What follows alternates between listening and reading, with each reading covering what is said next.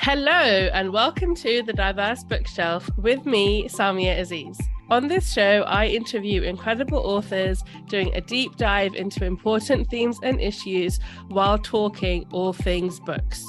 On today's episode, I'm talking to the wonderful Noreen Nasim. Noreen is a debut author who released her father's memoir early last year. Expelled from Uganda covers his journey of displacement from the 1972 Ugandan Asian expulsion ordered by dictator Idi Amin. Noreen is working hard with members of the South Asian diaspora to highlight some of the lost stories within the communities affected and is hoping to inspire a new generation of storytellers. She performed her first TEDx talk with TEDx Doncaster in October 2021 and is now working on her next book. Thank you so much for joining me today, Noreen. How are you? I'm really well, thank you. How are you, Samia? I'm doing really good. I'm really glad that we could do this because I read your book last year and I absolutely loved it. And I just think it's so fantastic. And I know also we're in the 50th year since the Asian expulsion from Uganda, so I know it's a really historic moment for lots of people. I know you're doing lots of things as well to really shed light on what happened and bring out these stories. So yeah, thanks for joining me. Oh, thank you so much. Yes, it is a really iconic year this year. It's 50 years, like you said, since the expulsion, and there is so much happening. And there's lots of events happening across the UK, lots of celebrations to commemorate that specific year. And I can't believe, half a century's gone already. It's absolutely incredible. Exactly, half a century, but this is still recent history, isn't it? It was It only is. the 70s. Exactly. Yeah. Yeah, it was only the 70s, for an 80s kid that, wasn't really long ago. And I think it is quite scary, just, showing you how fast time just flies by. It really passes by so quick. And I think we've got to take these moments to kind of soak these parts of history in, to acknowledge them, to spread awareness of them. And I think that's what we're doing. We're doing exactly that by sort of commemorating the 50th anniversary. Absolutely. So your book, Expelled from Uganda, can you give us just like a summary, like an elevator pitch for anyone listening that might not have read it? Absolutely. So, Expelled from Uganda is my father's memoir, which pretty much covers his story of the expulsion, the time sort of within that 90-day period where the South Asian community was given an ultimatum of leaving Uganda. It wasn't, unfortunately, a choice. It was an order that was given. They had to leave, and if they didn't leave, they would face execution. Those, few that did decide to actually stay, unfortunately, did lose their lives, and there were many that didn't quite make it to the deadline as well, didn't quite leave on time. But the majority that did, thankfully, they reached the safety of places like UK, Canada, many different countries across the world sent planes to evacuate these people because they knew that, when Idi Amin made a decision, then it was set in stone. And he was a very, very horrific dictator, somebody who, people feared, somebody who was responsible for genocide as well over a number of years in Africa against so many different tribes, so many neighbouring country tribes as well. And it was a very horrific time, I think, for the South Asian community. So yeah, the book pretty much covers Dad's story about that. And not only is there the present day timeline, but there's also stories of his childhood, his days of, bliss and normality, a little bit of life living in the house of, a typical Asian household in Africa, the kind of squabbles they had between siblings, the trouble they used to get into, all of that is in there. So, although we've got that really sort of quite scary present day timeline, there is that wonderful break, to the more blissful times that they led as a family too. Yeah, I mean, it's full of lovely stories. I mean, hilarious stories of your father growing up, and also a lot of the sadness that he endured as he grew up, kind of, I think, reminding us as well that when we read statistics about an incident or something in history, that is also just one part of their lives. And there's like a whole story, a whole A whole family, a whole history. story. Yeah. Absolutely. And I think that's why I needed to bring that in. And I think it was that whole, we've got that spotlight, haven't we, on, how we look at refugees or those that are being displaced or those that are fleeing their lives, and, I think it was really just to show people the bigger picture that, they don't just carry this label of being refugees or immigrants or, people that are displaced. They're just like me and you. They're like any other family. And, they are normal people trying to sort of live out a normal life. And I think I just needed to bring that into the focal point, really. That's why it's really important to show that. Absolutely. Let's talk a little bit about how you came to even write the book, because you hadn't previously written. No. I think your background is actually like graphic It design, is. right? So how did it happen? How did you go from graphic designer to published author? My goodness. Well, it was quite an incredible kind of moment. The moment came when I was watching a documentary about the Ugandan Asians. And it moved me to tears one night. And I felt so emotionally sort of moved by the footage that I'd seen on TV. And it was all kind of raw footage of Ugandan Asians disembarking a plane. It was all in black and white. And the next morning, I called my father and said, Dad, you always told me that you were an expat. You went through this expulsion process and there was this mass exodus, but you never really told me about how it affected you. How did you feel? What were you thinking when you were going through all of these processes, and what exactly happened? Because I want to know everything. And he was quite taken back. He sort of said, oh, well, you've never really asked me that side of things, and I'm happy to tell you if you want to know. And I thought, well, I'd love to know, and from that, I just wanted to document it. At first, I thought, right, I'm going to make a poem. And as I started documenting everything, I thought, well, I've got enough here now for a short story. And I carried on documenting. And before I was done, I thought, my God, I've got pages and pages, and there is definitely enough here for a novel. And I thought, I need to tell his story. There's something here that, I just I can't put this gem away between the pages of this notebook that I have, these rough little notes that I have. I can't put that away in a cupboard. I've got to refine this, work with Dad, and let's get it out there. And then there was this other voice within that said, hang on, Noreen, I think you've forgotten that you're not actually a writer. So you might make a pretty cover for your book, but, how are you going to write this? And the other side of this was sort of saying, Noreen, you will find a way. You will find a way. You've got to do this. So I sort of went on this little journey of, the one minute I was very self-confident, the next minute I was suffering from imposter syndrome, because I thought, my God, where do I start? Who do I think I am? What am I trying to do here? Yeah. And it was quite frightening. So I thought to myself, right, I need to reach out to fellow authors that I know, or those that have written, or perhaps join some groups that are into writing. And that's exactly what I did. I reached out to people. I joined a local library group. And I started getting a little bit of mentoring. I started writing every day, just little pieces, whether they were poems or just, small sort of like excerpts. And it was just a case of just getting those creative juices flowing. So I just began. I just made a start. Somebody just said to me, Noreen, you need to put pen to paper. Just do it. Don't think about it. Just put pen to paper. And that's exactly what I did. I think everything just happened at the right time. The right people came along at the right time to offer the right advice. And that then propelled me onto the next stages. I then bumped into the perfect editor, who was absolutely wonderful. She's an author herself.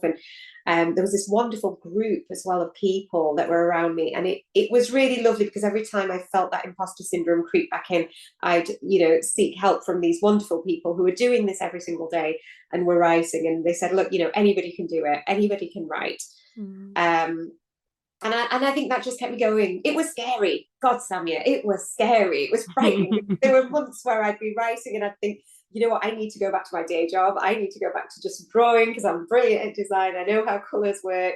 How do I work these, words on a page? And, it was just something that I kept connecting to, that inner energy, that inner focus, and my dad's emotions. I think that was one thing that really kept me going. I was looking at how I could transfer his emotional energy into that book. And some of it, it was his words. They were his words. His English, unfortunately, isn't that great. But then I was the one who sort of stepped in and helped sort of refine his words and kind of pull out and draw out of him what it was that he wanted to say. So a lot of it was from him. I know that, people say, I'm the author, but to be honest, that credit goes to my father. It's his story.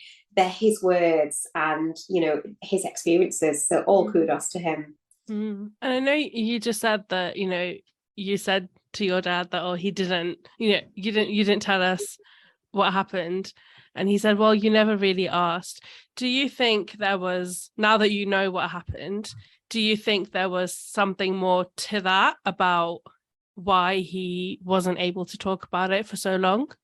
I think, for a lot of people, I think, especially within the South Asian community, I think they find it very, very difficult to share sort of feelings, emotions, deep-rooted emotions, especially when it's linked to trauma. And, my auntie describes it so well. It is like a Pandora's box. That specific community, the Ugandan Asian community, I think what they did was they just locked that box, closed it up, put it on a shelf and got on with their lives. And and as much as that it's a wonderful thing, I still think that at that time I thought it was important that I get dad to sort of open up and talk about his feelings, because again, it's been 50 years since he's spoken about it, at that point 49. But then I thought, this is an opportunity. If he's willing, then I'll see if he wants to speak about it. And because he was so willing, because he was so open about it, I thought, this is fantastic. Let's go ahead. Let's get this story down. But I think the reason, in response to your question, the reason why he didn't share it so early is I don't think he was ready. I don't think he was ready at all. I think there was still a lot of raw emotion even now. And I think there was a lot of that trauma that he has still been carrying. And I think it would have been too early. And I think there was also that element of protection. I don't think he wanted to sort of tell me how horrific it truly was, because perhaps I wasn't ready to hear it. I'm now, I'm going to be 40 years old next year. And now he's probably thinking, well, my daughter's all grown up now. She's a grown up young woman. Maybe she's ready to understand and know. But as children, we never heard of it much. It was growing up, sort of hitting our 20s and 30s, me and my brother, we sort of knew a lot more about it. And it makes sense, because even as a child, I remember sort of running out of my room at, silly hours of the night, and I'd be frightened because I'd hear my father wake up from, night scares. And my brother would come shooting out of his room, and we'd look at my mum, and my mum would shoot into the corridor, and we'd look at her and say, is it dad again? Is he, crying in his sleep again? She'd shoo us to bed and say, he's fine. It's just a nightmare. It's fine. Off you guys go. And it's not until now that we realise all these years it's PTS, that he's been suffering with at night. And even now to this day, it's quite sad. He does still struggle with it. But they've always tried to protect us. They've always tried to sort of hide that element and not tell us really what was going on, because I think, again, they just wanted to protect us from, the harsh realities of that trauma that they experienced. Yeah, that's really heartbreaking. And I think it's so prevalent in so many different communities around the world. And I think even with current things going on with people, because there are communities that on the one hand don't have the same language and don't have the vocabulary to talk about certain things, don't have the vocabulary to talk about mental health or well-being or trauma. And then the other thing of it, right, and as you rightly said, I think it is about survival, because in that moment in the 70s, your father was just adamant on getting out of Uganda, then getting out and then trying to make a new life. And I remember I travelled for work to Bangladesh, and I met with some Rohingya refugees. And one woman, she was I think she was maybe like 60 or 70. She said to me that the reason why we don't think about sadness, or we don't allow ourselves to feel sad, and we don't think too much about what we've lost, is because it slows us down. But we need to keep moving, because we need to survive. We need to get from a place that's difficult and dangerous to a place that's safe, and that's a long road. Like, it wasn't as if the Asian Ugandans arrived in the UK and all of a sudden they were safe and they were fine. They were safe for sure, like they weren't they weren't under the threat of being killed, but they had to make a new life for themselves. They had lost everything. So much of what they had built and invested in Uganda was taken away from them before they left. So many people had everything stripped of them, and then they came here and they didn't have a home, they didn't have a community, they had to build all of that. And I think there is the assumption that once you're on safe land, you're safe, but actually it takes years to build. And if in that time you feel like you're still fleeing, you don't have time to really absorb and to reflect on your trauma. And it's really, really heartbreaking. And I hope that your book has been somewhat cathartic and helpful for your father in that way as well.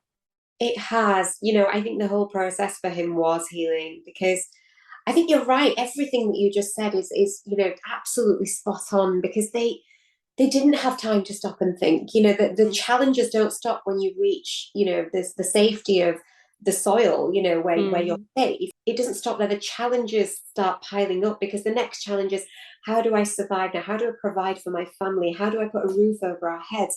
How do I make sure my children have access to clean food and water and education and, just a good life now, so all of those challenges start lining up. So yeah, it doesn't stop there. And I think that did happen with Dad. The first thing he did was, he came here, he thought to himself, goodness, I need to start studying, I need to do something, I need to educate myself. He went off to college, then he got married, then he went back and went to got a scholarship, went to London School of Electronics, and sort of skilled himself up. And that rat race carried on until, I guess, me and my brother were sort of, settled, and, we'd finished our education. And I think that's really when he sat back and took a deep breath and thought, wow, hey, I'm done. I'm done. Yeah. And I think that's exactly what's happened.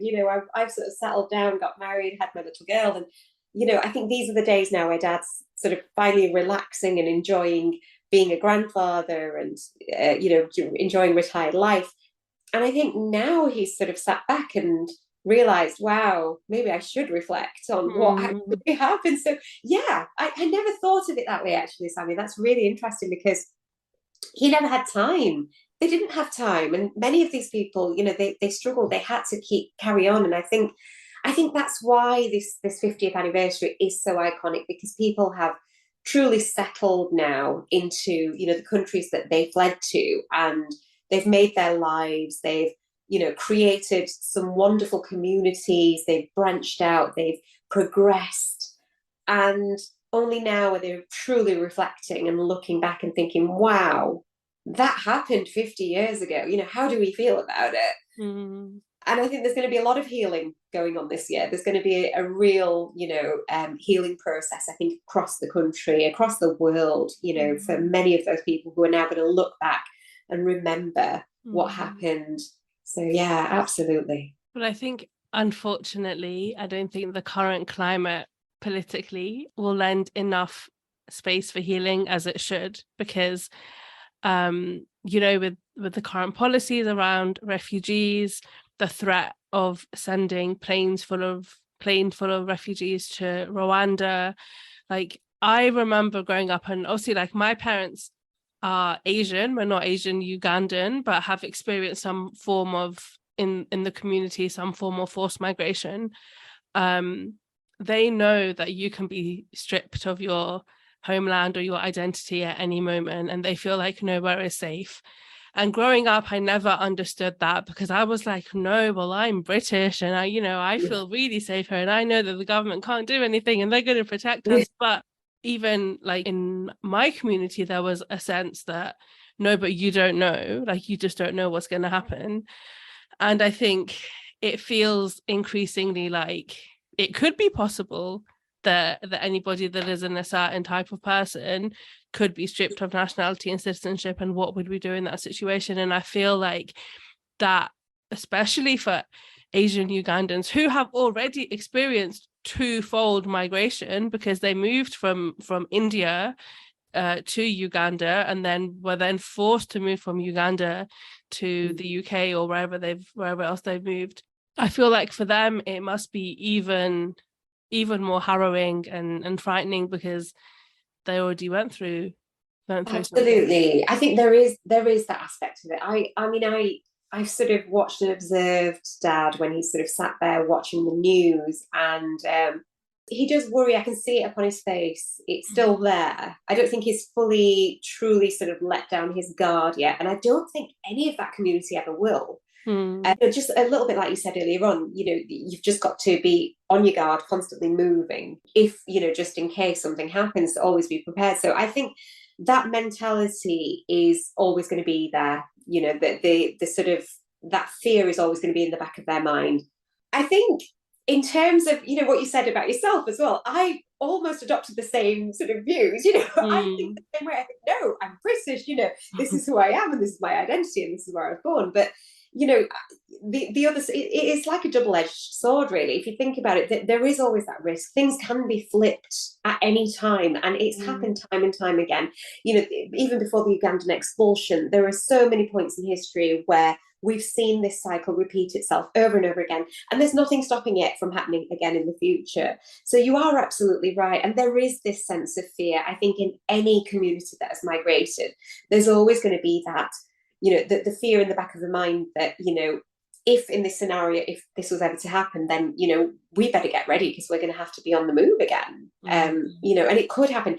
It is a very frightening thought. I just hope and pray. I think, every time I watch the news, I do have that fear in the back of my mind, but I do hope and pray that things do change. And I think it can only happen with awareness, with a little bit more education. It can happen by having conversations. It can happen by breaking down barriers in communities. It can happen by, just communication. That is such a key thing, I think, in any society, in any community, to show people that, there shouldn't be barriers and labels. We are human. These are all labels that just shouldn't particularly be there to divide. They're just labels that we identify with. They're not there for division. And, that's what we need to put across to people. That's the message that we need to carry. And I think the more we write about these experiences, the more people will understand. And it's one of the reasons why I wrote this, in my dad's shoes. It was written in first person for a reason, because I needed the reader to slip into Dad's shoes, to truly feel what this character has actually been through. And I think until we don't do that, until we don't slip into, the shoes of somebody who's actually experienced trauma, we don't truly connect. We don't really understand. So there are so many stories that have been written out there that, that are in sort of second, third person. But I think a lot of the first person, perspectives, I think, are fantastic, because they're the ones that leave us thinking about that character for days and days afterwards. They're the ones that sit in our hearts, and we remember them because we felt what they felt. We felt their heartbeat, within hours. We felt them be frightened. We felt them be happy, and all of these emotions have raced through us via reading their experience. So yeah, it can be done. It can be done. I think a lot can be done through the power of words, through the power of writing, and the power of communication. Absolutely. And I think with your book as well, it's so full of emotion, and so kind of like the tension is up and down throughout the book, demonstrating exactly what was going on. And I think it's really helpful as well that things are not black and white. It's not as if there was simply an order that was released that said that, I think it was like 80,000 Ugandan agents were impacted, that they all have to leave, and then that there were these coaches organized and everybody could go. Like, it's really important to understand how actually, like, there were things that happened before, and people kind of got a feeling like, okay, something bad is going to happen. We can see because there was like restrictions on businesses and all this kind of stuff happening. And there was increased like police or military police, I think, presence as well, which is always an indication that something is gonna happen. And also the problems that people faced in leaving, because some people didn't have the right passport, and then like trying to get the right paperwork, and then trying to get onto the right vehicle to get out, and there's all these checkpoints. Like there's so much going on, and I think that level of detail, and I felt so many times that like my heart was in my throat, because like and I think the thing I clung on to was like, I knew that there was a happy ending before I picked up the book, because I knew that, like, you know, he's your father. Like, if otherwise he wouldn't have gotten out. Yeah. So I knew that was a happy ending. So I was like, he's gonna be okay. Yeah, just keep going. But like it was really hard. And obviously, not, as you said, not everybody was okay. People that stayed were not okay. But even I think as people were leaving, because tensions were so high, all kinds of horrific things were going on. People were getting caught up in really, really difficult situations. And I think that level of detail is really important for people to understand. But you put it in your book so well, I think, with like almost like a humility. And then I think because you also split up the book with these, like, some of them are quite fun and quirky stories, it's nice to have a little bit of a breather as well as a reader. Yeah, you need that respite, because that present day timeline is so intense. Like you said, it's non-stop, it's constant, you know, that constant threat is looming. So I needed to break it up. I think the respite was so necessary, just to kind of, you know, take people's mind off that, you know, the dangers that were looming. Yeah, and it took you back in time to a happier place. So yeah, balance, I think, really worked with that.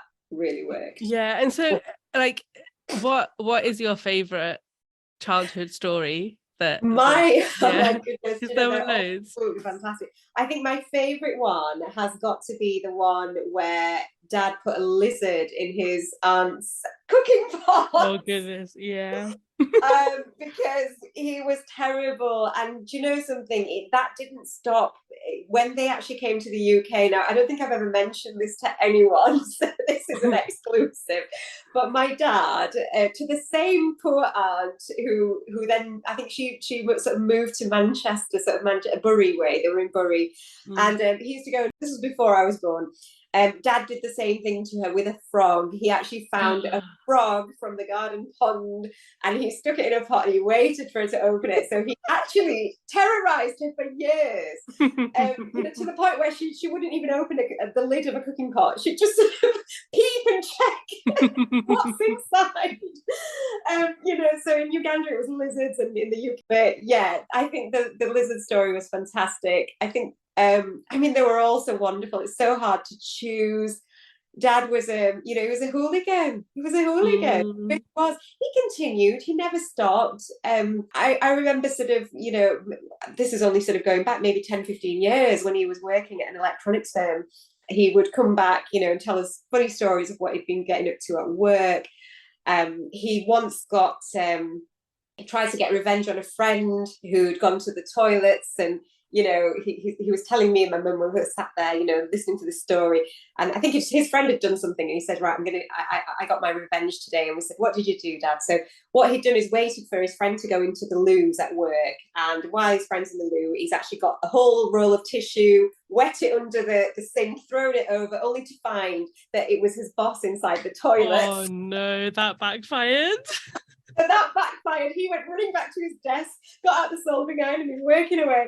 And it was his boss that came out covered in wet toilet paper, and not his friend. And his friend was sat next to him looking at him as if to say, I knew that was you. So yeah, the shenanigans they've never stopped. You know, to this day they carry on. So he's still that person. He's still that hooligan, you know, that prankster that loves to play tricks on people. And then he loves to tell his stories to others. He's fantastic. Yeah. What was it like for you as the author of the book, writing some of the funny stories, but also some of the hard things that you came to find out only through this process? And I guess as well, you must have felt so determined to speak the truth and to really convey how your father felt at that time. What was that like for you? You know, it was hard, Samia. I'm not going to lie. there were days where I would sit with Dad and he would tell me sort of chapter by chapter, little section by section, what I wanted to know. And there were certain points where he'd become very casual in just sort of giving the information across. Something that he was just so casually sort of, imparting to me, I was writing it down, and then I would sort of read it at the time, and I'd sort of keep a really calm aura about what I was hearing. I'd come home and I would absolutely burst into tears. And it wasn't until I got home that I registered what he'd told me. There were some very frightening things that he'd told me that I've put into the book that I'd never heard of, that I never knew of. And I think that was really tough. It fueled me. It definitely fueled me to tell his story.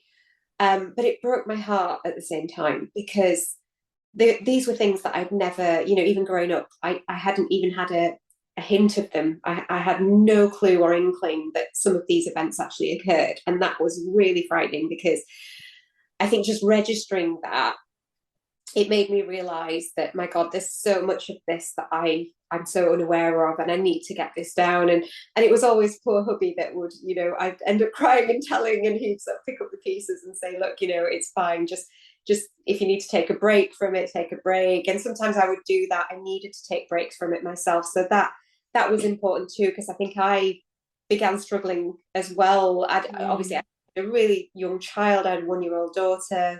She was between sort of 8 months to a year old at the time.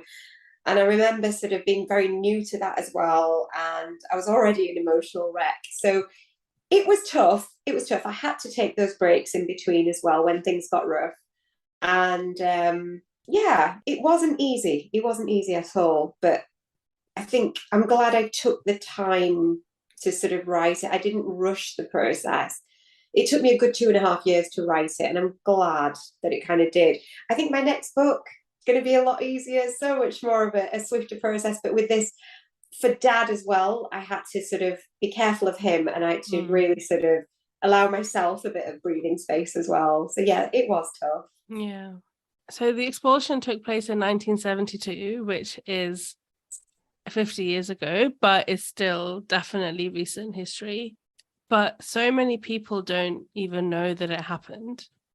It's not something that's taught in like school curriculum. If I'm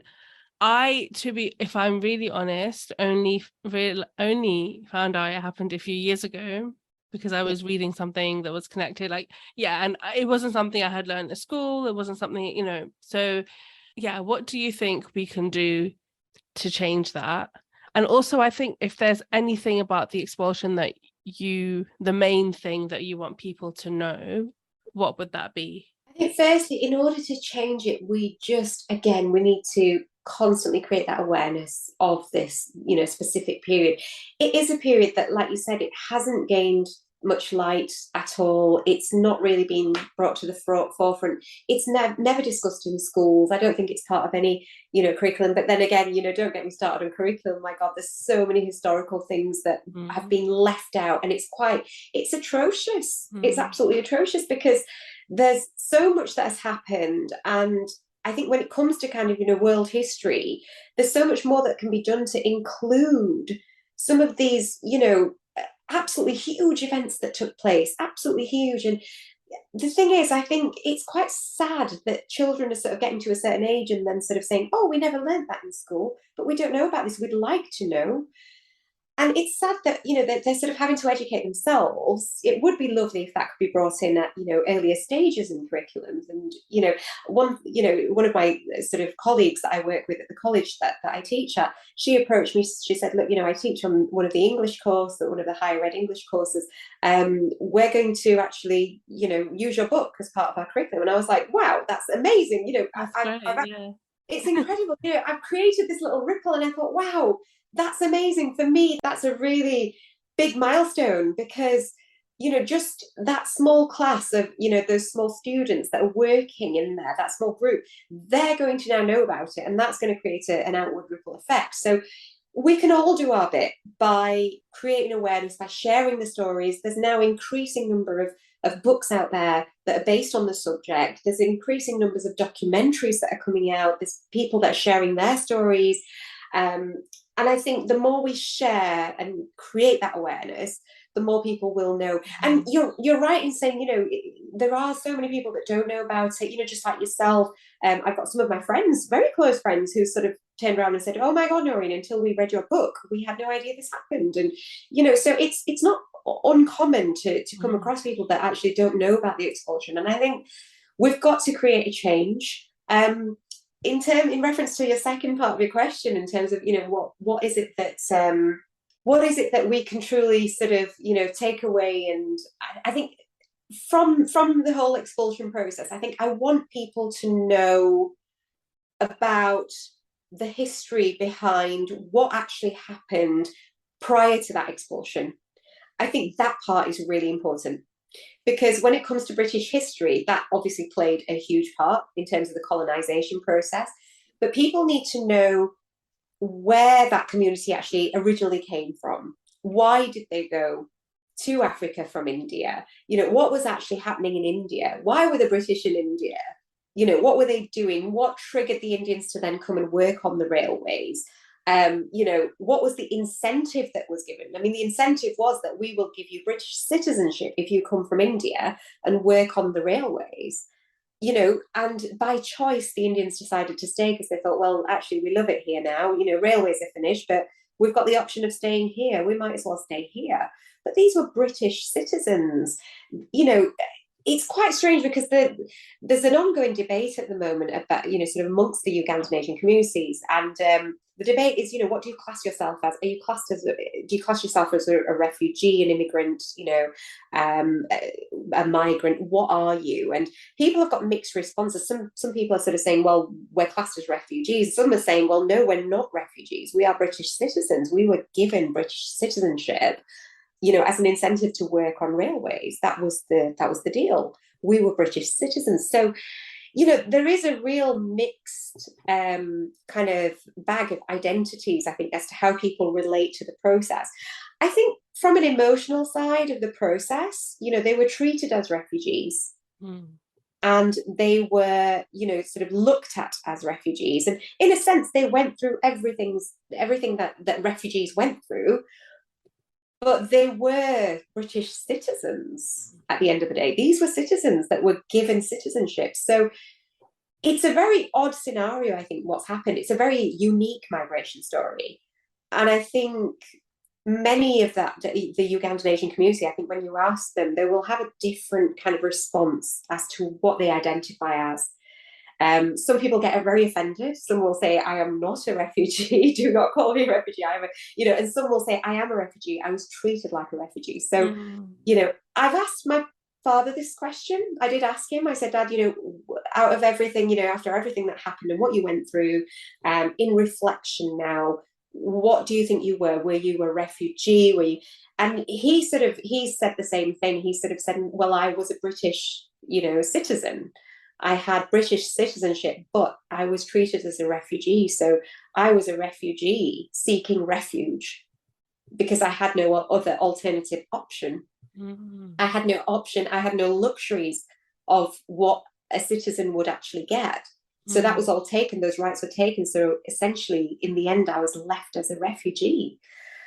So that's his response. So it's an interesting one. It's an ongoing debate as well that's amongst the community. So yeah, I don't see that one sort of coming to an end very soon. It is an ongoing debate.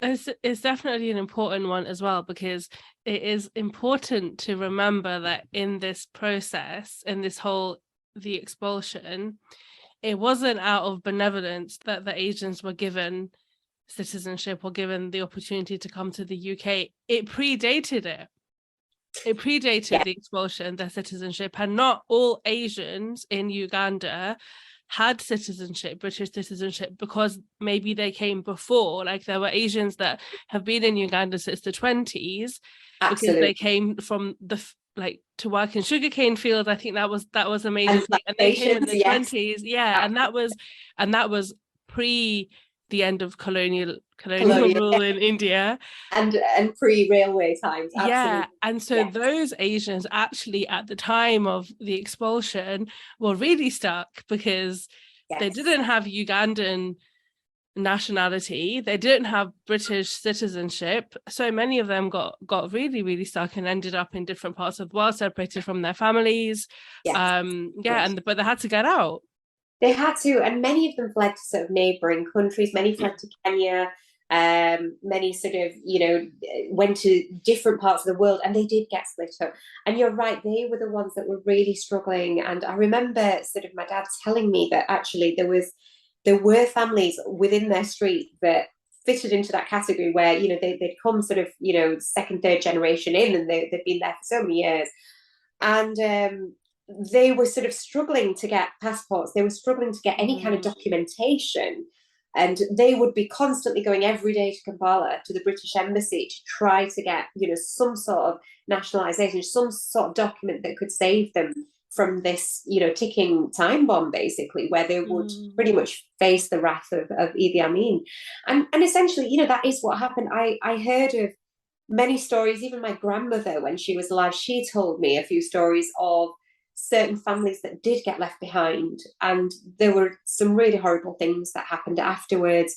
There was a lady that wrote a letter to my grandmother as well, telling her that she'd lost her husband as a result, and her children, she was on her own, and she was trying to find her way then to Kenya. But she sort of stayed in touch with my grandmother, and it was quite heartbreaking listening to those stories, because this is a woman who'd sort of been with my grandma for so many years, and she'd seen my father being born, and the rest of his siblings, and somebody very close to her. And it was heartbreaking because there were so many of these stories, so many. And this is it, there's so many of these that are lost stories, and Dad's story is just one of them, that ended thankfully, happily, but not all of them did. Not all of them did. Some of them really ended in quite a horrible way, and sadly we'll never get to hear those. They'll never be documented. But my message to people is to, if you know somebody who's been through the expulsion, if you know somebody who's just been through migration, a forced migration, or any sort of story that's brought them trauma, write it down, because there's going to come a time where we won't be able to document it. The stories will be lost with the people that they belong to. Yeah. So many of us now don't have elders around anymore that went through these huge historic situations and migrations, and we don't have. And I think it's really sad as well, because there's so many of us lose that connection to our own heritage and own identity. And increasingly, I think the older I get, the more I feel as though that's really important. Yes. Because although, yes, we are British and we like to be like being British for many reasons and in many ways, but this is also who we are. Absolutely. These are all, the threads that make us up, and they're very important parts, of the puzzle piece, aren't they? It's part of us, it's part of our roots and who we are. And I think it is sad that we are starting to lose those people. We're starting to, I now wish as a younger child, I would have listened more to my grandmother and wrote things down when she was telling me, because at the time I'd sort of half-heartedly listen, and then I'd be interested in watching my cartoons, and, and growing up, I just, even in my teens, I wouldn't really listen. And, it's quite sad. I wish I could go back in time, rewind the clock, and listen to what she had to say, and listen to the stories that were shared. Because you're right, we're now coming into those generations where we're losing those people that went through the experiences firsthand, and they're not available. But what we can do to connect more to our roots and to our threads, and to bring them closer to home, is again to share stories, and also perhaps visit places, perhaps look at these places, perhaps even, I mean, just little things bring me joy. Just, I've got some lovely cushion covers that my mum brought, from India. And I got so happy. I said, Mum, these are beautiful. Where are they from? And she says, these are actually from Gujarat, which is where my roots are. My father's never been. My grandmother went, but my grandfather went. But, and it was lovely just to have this small little piece in my house that I'm thinking to myself, actually, these are from Gujarat. This is where my roots are from. And they make me happy every time I see them. Oh. So I think just little things like that, even just watching films that are related, documentaries that are related to where our sort of ancestors grew up, really important. And I think similar to yourself, I sort of I actually did a DNA test as well quite recently. I say recently, it was last year. Time's just flying too fast. But just before Christmas, I did a DNA test, and I thought, I'm really curious. I want to know so much more about, where my roots are from. And it was so incredible just to see on this map that mapped out where my roots were allocated, and it was showing sort of parts of North India, and there was Pakistan, and there was Afghanistan, there was Oman on there, and I'm thinking, wow, where is this? And then that just triggered me more. It took me to conversations that I was then having with a distant cousin of mine who's now in Kenya. And he said on the phone to me, he said, Noreen, I've been doing my own research. We're actually, sort of, we've got connections to the Mughal Empire and when they sort of migrated. And I was like, absolutely, my mind was blown. And I thought, my God, it's so exciting,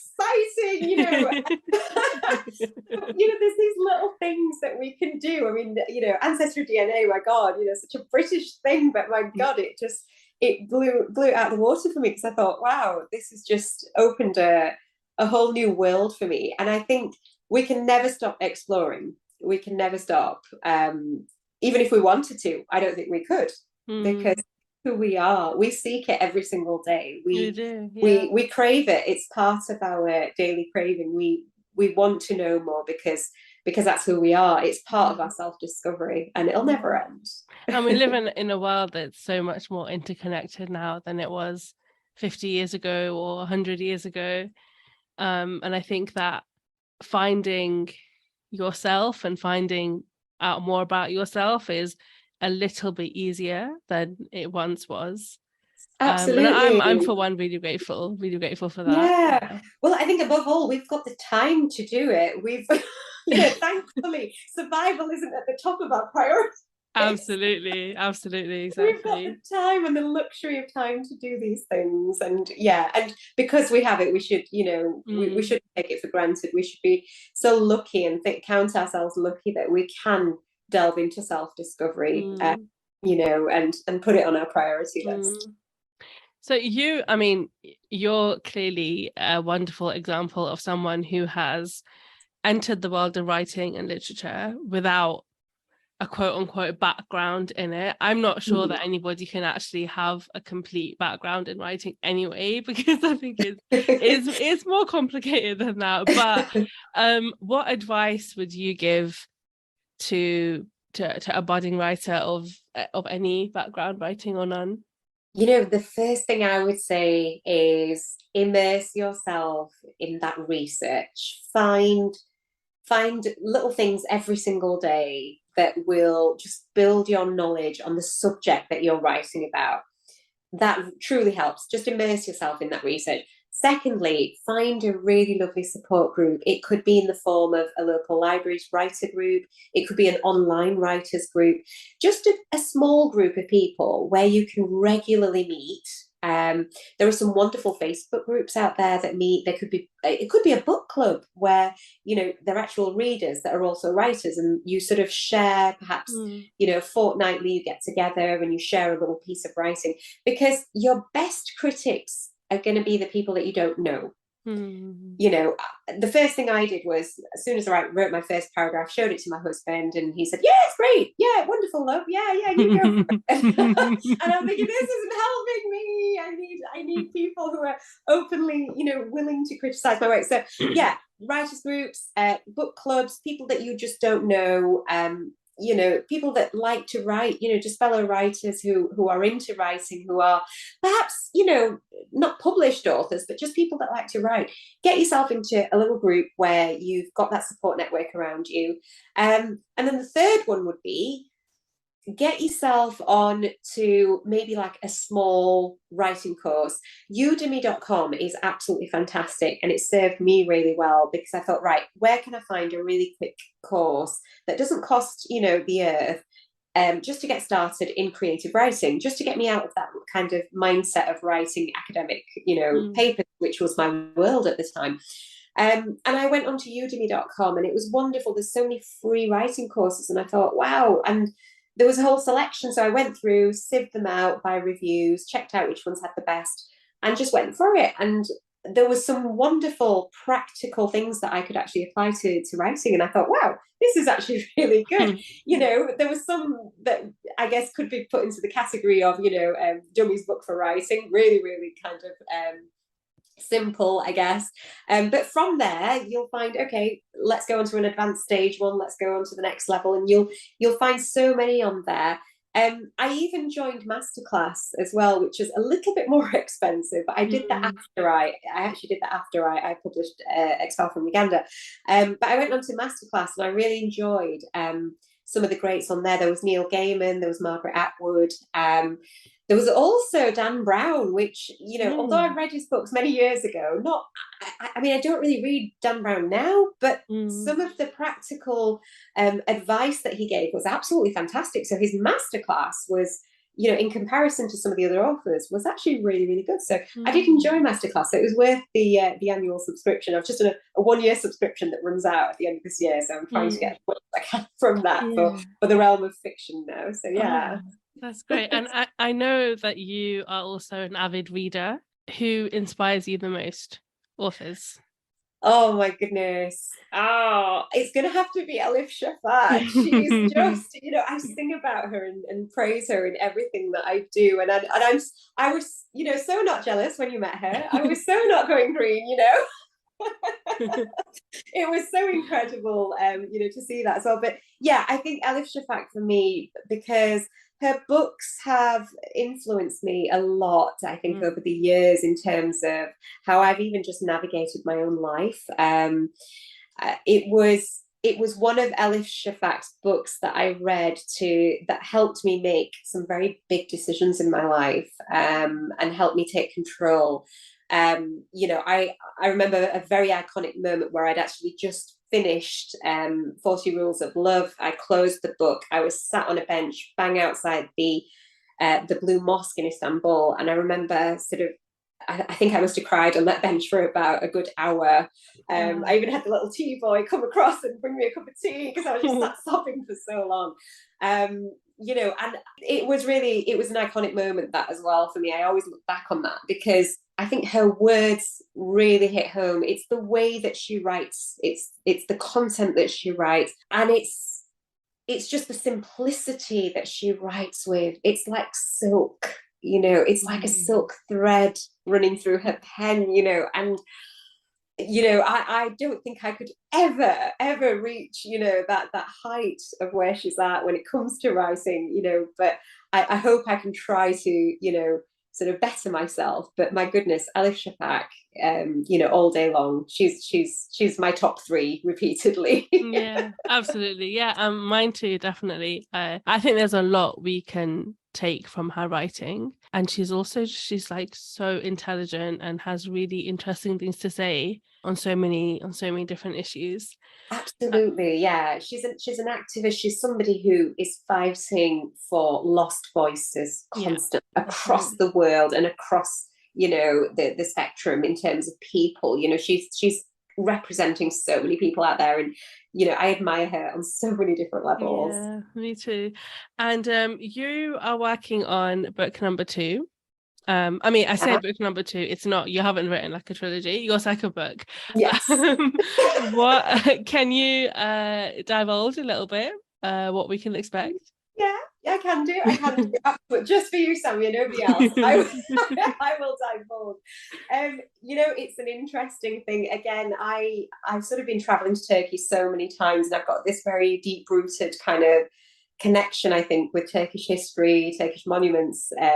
It just happened very naturally. I thought, right, what am I going to write next? And I thought, it's got to be about the Ottoman Empire, because it's something that I've just grown up really, really enjoying. The history itself is just, something that I never stop reading about. Even now, I watch documentaries on it. I'm constantly immersed in that world of the Ottomans. And I just thought, this is what I've got to write about. So the next book is set in the Ottoman times. It's set in sort of the early 17th century. We've got the same sort of pattern going on in terms of present day and past. Oh, nice. Because I really loved that, and it worked really well with that story. So we've got a present day character. She's a young lady who is working in the V&A Museum as she's basically a curator there. She's working with jewellery, she's a jewellery historian. And we've also got a past character set in the 17th century who has come across the spoonmaker's diamond, which is a real diamond. It exists. It's currently in the Topkapi Palace, but nobody actually can verify where it came from. The most common story is that it was found in a fisherman's net, and the fisherman then passed it on to a spoonmaker who said, I think it's a piece of glass, here's 3 spoons. He then took it off him, he quite willingly gave it away to the fisherman. And, eventually the spoonmaker passed it on to the Grand Vizier. The Vizier then took it to the Sultan. It turned out to be an 86-carat diamond.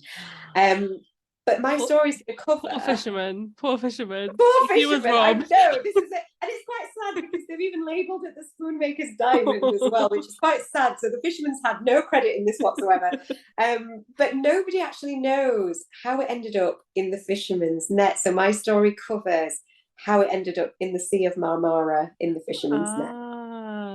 Wow, that sounds so interesting. I can't wait. And I think it's due to come out next year? Next year, absolutely. Yes, absolutely. Next year. And it's frightening. I'm not going to lie, it's frightening. This is very scary. I don't have anybody on the end of the phone telling me what happens in these chapters. I am truly on my own now. The extra support wheels have come off that bicycle. I'm riding a 2-wheeler and I'm balancing it myself. And it is really frightening. So I'm doing what I can to step into the world of fiction now. But my God, it is frightening. And imposter syndrome does kick in. It does, because I just think to myself, is this book going to be good enough? Is it going to, have its market, its audience? Obviously the audience will be different. It'll be very different to, Dad's book, but I'm ready for it because it's something that I truly enjoy. And, stories are what we make of them and what other people make of them. Once it's out there, it's in the reader's hands. We've just got to do our best. Yeah. Well, I'm very excited, and I wish you the best of luck in getting that. Thank you. Because it is so different for you as a writing adventure, as compared to, obviously, you were telling your father's story, which was just a whole other thing. But it's also really exciting because you're probably learning so much along the way, and you're being able to be creative in different ways that you probably weren't able to be so much with Expelled from Uganda, because that also had to be your father's voice. It did, yes. And not really yours. But that, in a sense, has been a little bit, all of a sudden these sort of reins came off, and I really enjoyed it in the beginning. I thought, this is wonderful. I can do what I want to do. I can shape and sculpt. But I think having all that choice and freedom is almost kind of like, it's quite jarring, because you sort of think, oh my gosh, I could get carried away with this. So I've had to really sort of be strict with how much time I'm allocating to sculpting characters, to backstories, to, their sort of quirks and things that, stories that they're going to then be part of.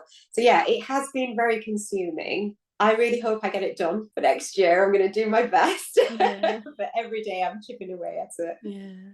Absolutely. Well, thank you so much, Noreen. I would love to stay chatting, but I'm very conscious of the time. I'm sure you also have places to be. So thank you so much. I have loved speaking to you. Thank you so much for having me. It's always a pleasure speaking to you, Samia. And I've thoroughly enjoyed your previous episodes as well on the Diverse Bookshelf. I'm so excited for this wonderful chapter of your life as well. And I cannot wait to stay tuned for your upcoming episodes. Thank you so much. Thank you so much. Thank you so much to Noreen for her time and such an enlightening, inspiring conversation. If you enjoyed this podcast, please follow the Diverse Bookshelf on your podcast platform of choice and connect with me on social media.